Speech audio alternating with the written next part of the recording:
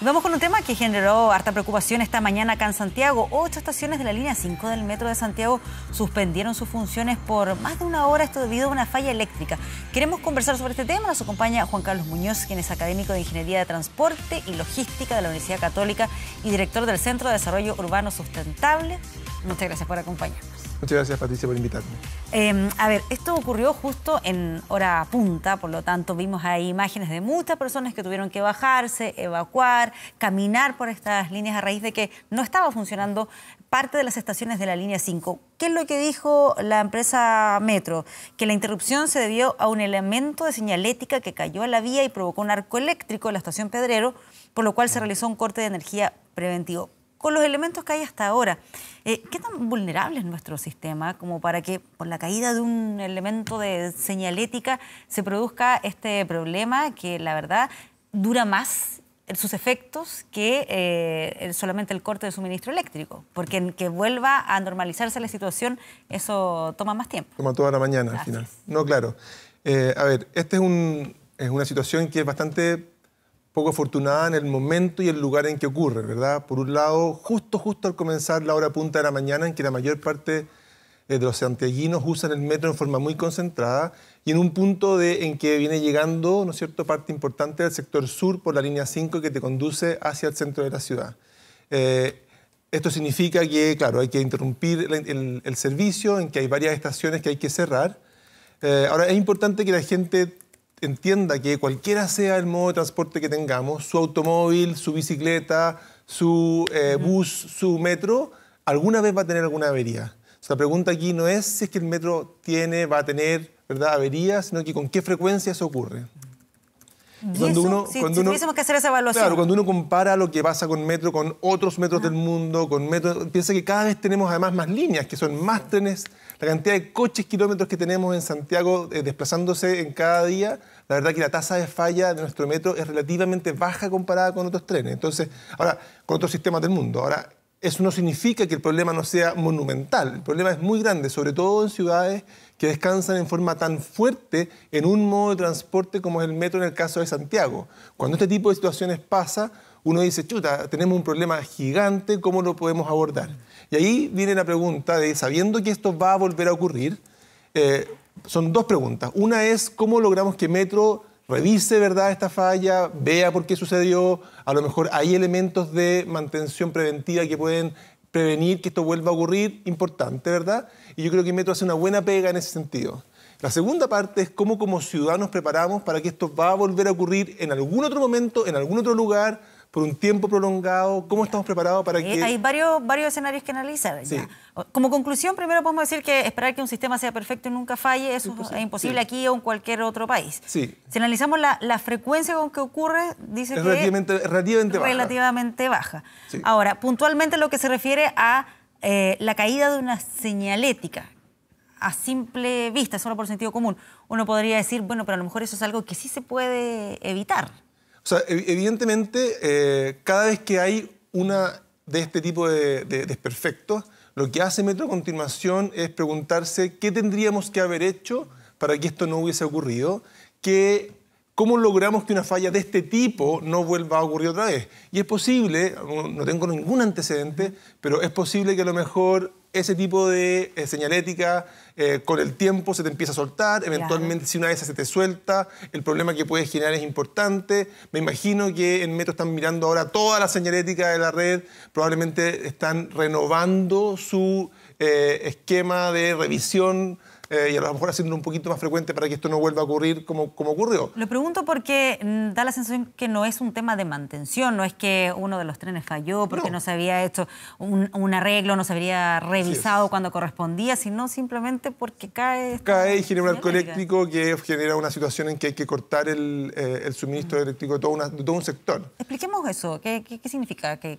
caiga y que haya que...? Esto es parecido a lo que nos pasó el año 2014, que también se generó un arco eléctrico, que esto ocurre ocasionalmente con los sistemas eléctricos, que se produce como un cortocircuito, una conexión de un lado de donde viene la electricidad con otro punto de las vías, de los rieles, y eso genera eventualmente una alta tensión y hay que cortar el sistema. En esa ocasión había además en ese lugar un montón de papeles y un montón que era un incendio. No sé si tú te acuerdas del año 2014 que fue bien grave. Además puede tener ese otro tipo de consecuencias. Exactamente. Entonces, por lo tanto, el tema de los arcos eléctricos, si bien ocurren dentro del sistema, hay que estar preocupado de que cuando ocurran no se genere una situación que lo mantenga permanente. Me imagino que cuando cae esta señalética hace que este arco eléctrico, esta conexión, este cortocircuito, se quede ahí por un buen tiempo. Sí, ahora, en las nuevas líneas hay modificaciones en este sentido. Algo que estaba hoy día de que lo que tiene que ver con el sistema eléctrico va a ir por arriba, por lo tanto,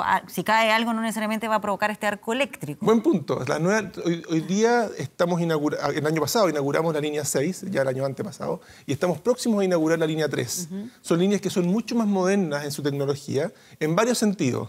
Son trenes que no tienen conductor, son trenes que tienen estas puertas de andén que hacen que, ¿no es cierto?, la gente esté mucho más protegida respecto de una caída a las vías. Son trenes que no tienen líneas, que no tienen tampoco lugares donde comprar boletos con una persona, pero además los trenes están alimentados por arriba, lo que hace que este tipo de fallas sea mucho menos posible de que ocurran en esas líneas. Vamos ahora a lo que son los planes de reacción cuando ocurre alguna falla en el metro. ¿Qué es lo que pasa, por ejemplo, en la superficie?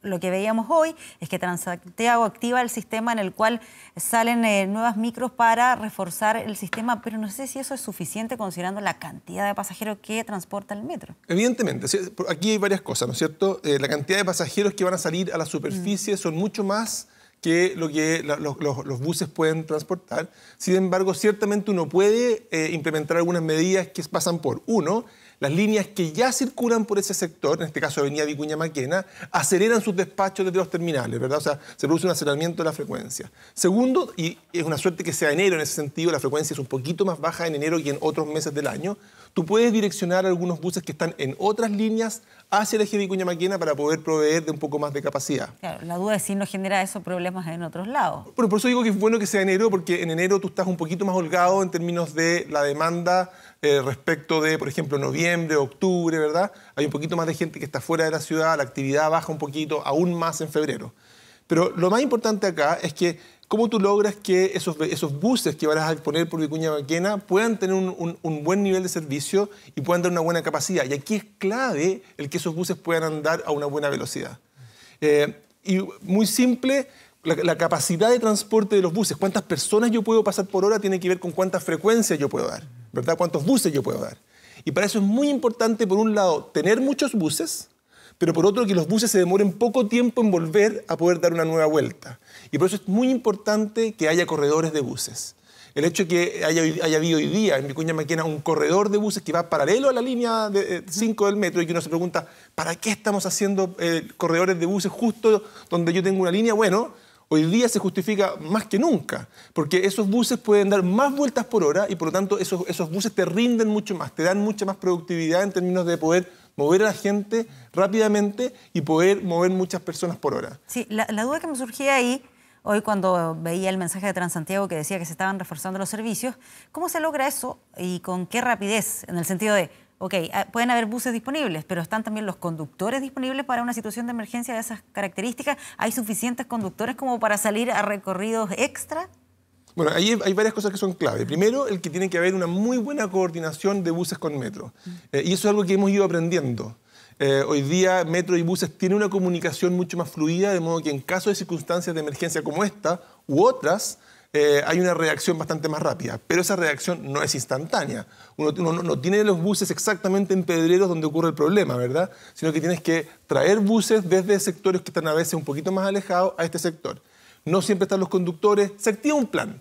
En general, las empresas de buses funcionan con un excedente de conductores, de modo de poder tener siempre la posibilidad de poder brindar el servicio cuando los conductores también fallan. Los conductores a veces no vienen a trabajar por distintas razones. Tú tienes que tener un poquito más de conductores para poder dar el servicio que comprometiste. Entonces, efectivamente, hay un retardo en que los buses puedan realmente llegar, pero una vez que ya empieza el flujo de los buses, tanto de la misma línea como de líneas paralelas, que puedan entrar a fortalecer el servicio en Vicuña Maquena, ya se produce una suerte de un pequeño alivio. Ahora, ciertamente eso está lejos de ser suficiente cuando uno compara lo que los buses pueden dar con lo que el metro te da en esas circunstancias. Ahora, considerando el motivo de la falla, esto de que cae un elemento de señalética en la vía y que provoca este arco eléctrico en la estación Pedrero, ¿parece razonable que sea 1 hora lo que tome reponer el servicio? Es decir, que se vuelva a colocar en marcha los trenes por esas estaciones en donde estaba suspendido. Aquí hay una serie de razones más técnicas que la verdad que yo no las manejo tanto. Pero hay varias cosas que uno tiene que considerar. Tiene que considerar que hay una revisión de la línea, hay que preocuparse de que cuando tú das nuevamente la electricidad, el sistema funcione adecuadamente, la gente ya ha sido evacuada, para poder volver a dar el servicio, tiene que volver a entrar las personas. Es un proceso que es un poco más lento de lo que uno quisiera. Yo creo que en estos casos Metro es particularmente cauto respecto de que cuando tú levantes el sistema nuevamente, eso se haga con todas las condiciones de seguridad que se pueda y que no vaya a pasar que tú levantes y tienes el problema nuevamente. Yo estoy seguro que Metro en estas cosas es súper preocupado de que lo que más le conviene a la empresa es levantar el sistema y el servicio lo más rápido posible. Por lo tanto, si no lo hacen más rápido de 1 hora, yo entiendo que es porque sencillamente no pueden. ¿Qué pasa también con el servicio de información de estas fallas? A ver, en Twitter por lo menos la información aparece de manera muy rápida, se informa cuando hay problemas en la vía. El punto es que no todo el mundo usa Twitter. ¿Será esa la mejor manera de comunicar estas fallas? O tal vez establecer mensajes de textos en los celulares, o como me ha tocado verlo en otros países, que cuando uno busca una ruta en Google Maps, informa cuando el metro o algún servicio tiene algún tipo de falla, cuáles son las alternativas, etcétera. ¿Cómo funciona? ¿Cuál es la evaluación que se hace respecto a cómo se informa acá de una falla? Ese es un tema muy importante. La verdad que uno quiere entender la falla, que existe una falla, no en el momento en que yo ya estoy adentro de la estación, sino que ojalá cuando yo estoy planificando mi viaje, o al menos cuando yo estoy en la calle y tengo que elegir entre un modo y otro, que me den información. Tradicionalmente Metro ha sido bastante poco proactivo en poder ofrecer información de este tipo a los usuarios.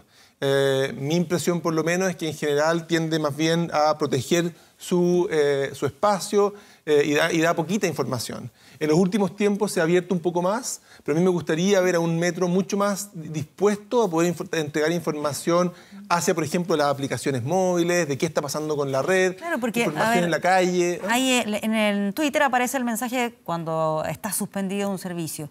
A uno le llegan mensajes de texto por publicidad, por un montón de cosas, por cobranza, etcétera. ¿Por qué no puede llegar a lo mejor un aviso para casos muy puntuales de emergencia donde diga suspendido el servicio de la línea 5, etcétera? Efectivamente, sobre todo considerando lo clave y lo crítico, ¿verdad?, que significa Metro para la movilidad en la ciudad. Estas cosas no pasan todos los días, porque si esto pasara muy seguido, uno deja de poner atención.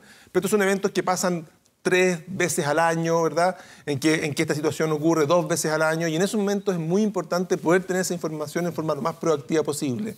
Eso es clave. Ahora, habría que pedirle a Metro que sea un poquito más audaz en términos de que cuando tiene un problema de esta naturaleza se activen los protocolos de información a los usuarios, de modo de poder darle a la gente mayor alternativa, de poder moverse dentro de la red de otra forma. A lo mejor hay gente que podría haber acudido, por ejemplo, a la línea 2 en vez de la línea 5, o haber seguido por la línea 4 en vez de la línea 5. O sea, hay alternativas que la gente puede tomar para hacer ese mismo viaje si es que tiene la información a tiempo. No enterarse del tema cuando uno recién ya está llegando a la estación que está con el problema. Bien, muchas gracias por habernos acompañado acá esta tarde. Gracias, Patricia.